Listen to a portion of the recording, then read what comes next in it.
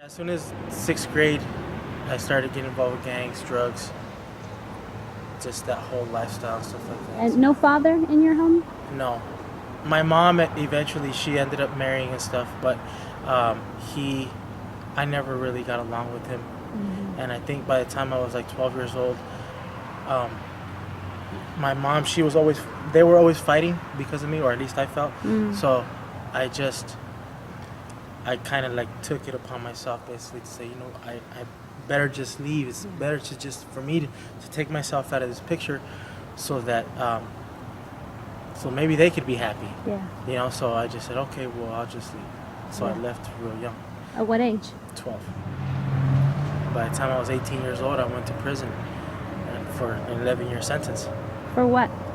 Trafficking stolen property, theft of means of transportation, and sales.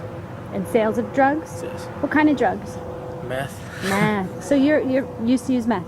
Yes. Wow. Wow. So at your lowest of lows, where were you?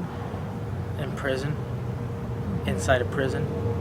So I remember even like the first year that I did, I thought I was trying to follow Christ, but I think I was just trying to cover up the pain. I ended up getting a little dog. They had this dog program. So a little did I know that I was falling in love with this dog.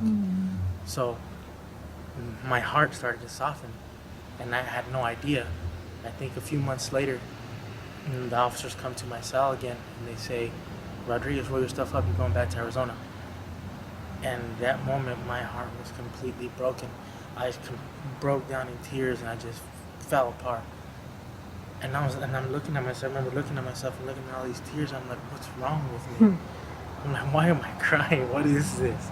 I'm not used to this, And so sure enough, I look over at the dog, and I'm like, man, I don't want to leave my dog. It was like my little boy. It's like my son. He went with me everywhere. He lived in the cell with me, So I didn't want to leave him.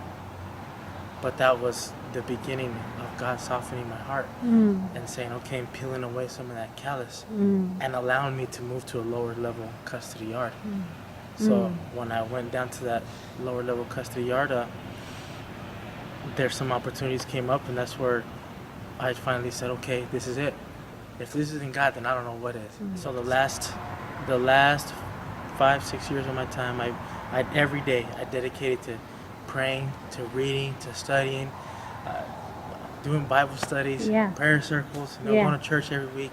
And then within the last 4 years of my time, a door opened for me to be a wildland firefighter.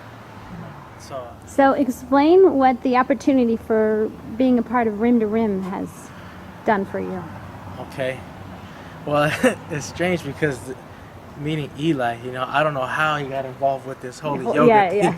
So coming in here and doing that was a whole different experience for me, which was awesome. And then I remember sharing some of the firefighter stuff. What you would say? How has it defined or developed your walk with God? Well, if anything, I feel like I've grown closer to God.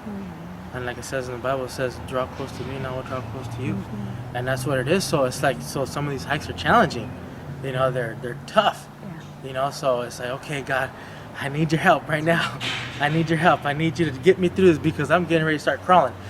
So I really learned to depend and trust in Him in a way like I had never had before. So it's definitely really helped me out a lot to really get close to Him and just have a quality time with God more than anything. It's awesome. What did you surrender? We're just about to reach the parking lot. Pride and a lot of different issues of No more switchbacks. of feeling like I always have to be on my own. And it's obvious, man. God has a plan, man, and He has a purpose, and He has specifics, and I can't do this alone. I always try to take matters into my own hands a lot of the times, and this has been an experience where it's about somebody else, and I learn to humble myself so that He can exalt me. So it's been beautiful, man. It's been a learning experience for me. God is good. What'd you leave in the Colorado River? What'd you drop down there? I didn't drop anything. All I right. didn't know I was supposed to. Okay. What'd you leave down there? Everything. Yeah. I left me back there. And I said, okay, God, you got to take me the rest of the way. We love you, buddy. Love you too, man. All right. He's a special guy, this guy, Freddie. He stayed with us. He brought us up. God did. We're not finishing without Freddie. God did.